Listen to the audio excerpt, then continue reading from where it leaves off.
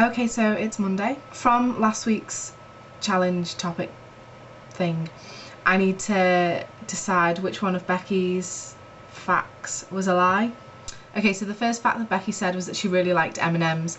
Now, to me that didn't even look like an M&M. I didn't know what it was. I thought it was a pebble until you said that that's what it was.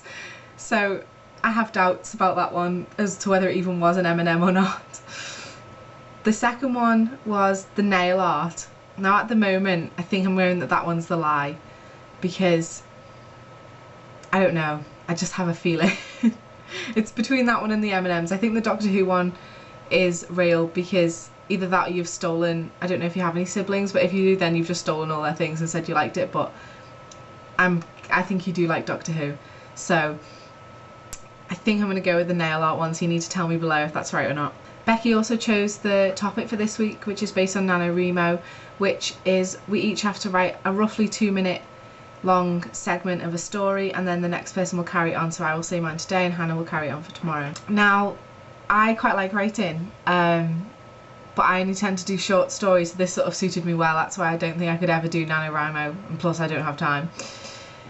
So, but normally I only write something when I have an idea, not because I have to write something, so this probably isn't going to be fantastic, but did my best. I tried to leave it open for you, Hannah, so you could actually go somewhere with it, and tried not to make too many things set in stone. Okay, so my first part of the story. I'd quite like if you gave me constructive criticism in the comments if you want, because I always like to improve. Walking along the bridge, head hung low, she sighed quietly to herself. Life was so repetitive, some cycles so difficult to break.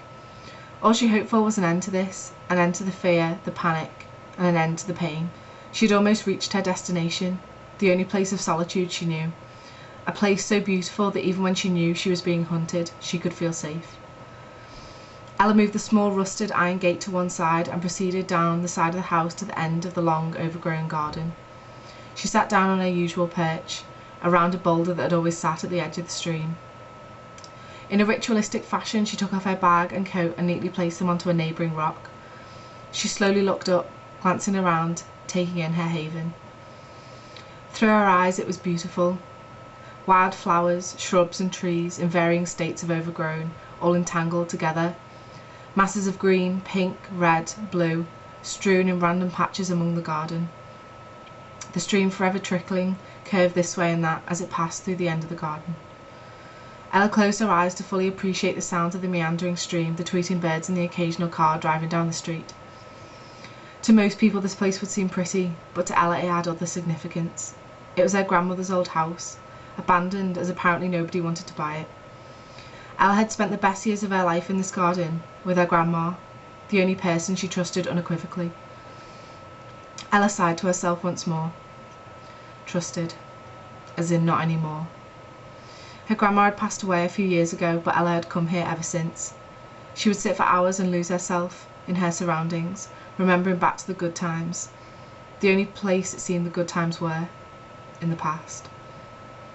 Ella realised she was getting caught up in a spiral of negative thoughts, and so pulled some homework out of her bag. As she was getting started, a shout of laughter from the street caught her attention. There was something familiar about it, loud, with a slight sneering tone. She began to hear other voices. The group were getting closer. She couldn't normally hear conversations from the road. "Jamie," a voice squealed. Ella froze, rigid with panic. They had found her. Her haven was no longer safe. So there we go. I know it's a bit depressing, but I figured that every story needs to start with a problem or something happening, so we didn't start cheerful, but maybe by Friday we will be cheerful. That's what we should aim for, I think. I think that's all I've got to say. Also, you need to tell me, am I picking the topic next week or is Hannah? Because I know we swapped days, but I didn't know if we were still doing it that way. So someone answer that question, please. I'll see you guys next week.